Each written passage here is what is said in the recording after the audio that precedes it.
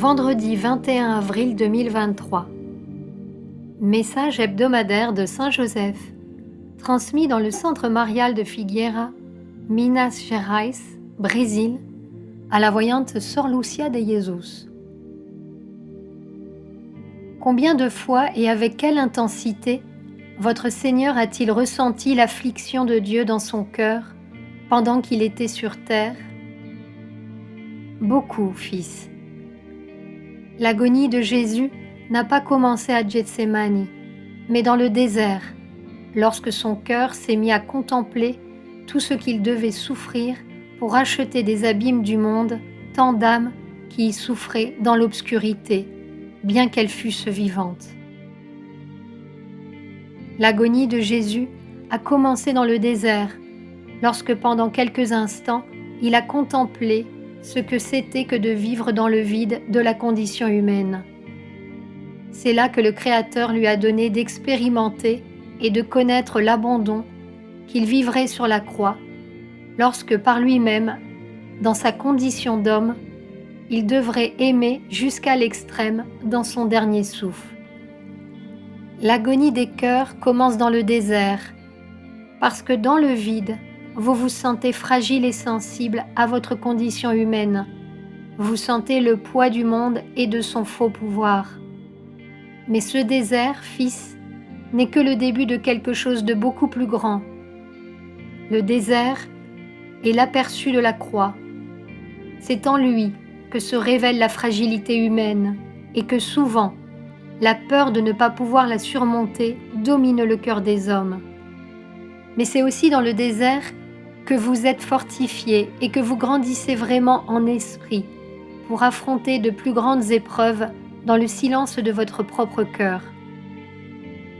Après le désert viendra l'offrande de soi, représentée par l'Eucharistie spirituelle, dans laquelle chacun aura la possibilité de s'offrir au Christ et dans le service, de découvrir l'essence de la communion avec Dieu et avec son plan. Puis viendra le cycle des humiliations, de la condamnation et de l'abandon. Il y aura le cycle des flagellations et des blessures qui seront internes. Le cycle de la croix viendra. Le cycle du véritable renouveau de l'amour viendra. Et alors seulement le Seigneur reviendra dans le monde. Vous devrez passer par tous ces cycles spirituels pour renouveler l'amour de Dieu et manifester sa pensée parfaite. C'est pourquoi, lorsque vous serez dans le désert, ne craignez pas, mais luttez. Luttez par la prière et le silence. Luttez par le service et l'amour.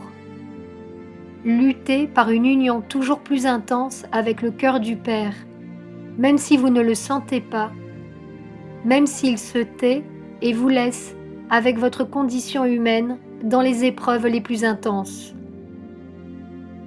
Vous trouverez dans l'Évangile de nombreuses clés pour imiter le cœur du Christ.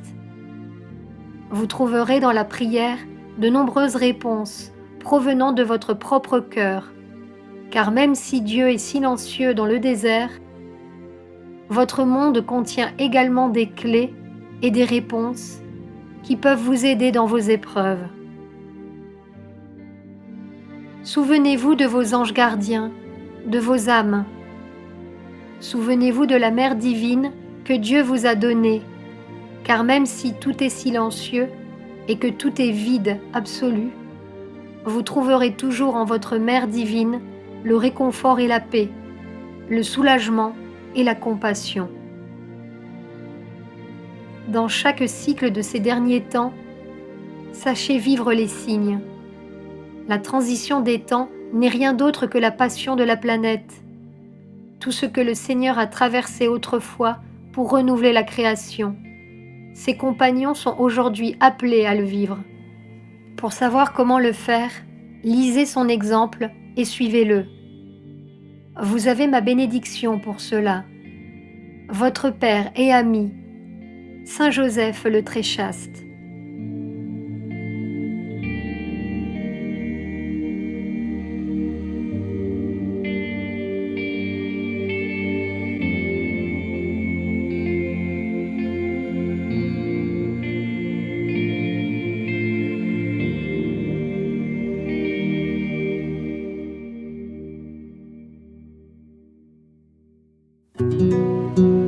la chaîne Telegram Suivons les messagers divins. Accédez à d'autres messages du Christ, de la Vierge Marie et de Saint Joseph, tous publiés sur le site www.mensagerosdivinos.org/fr.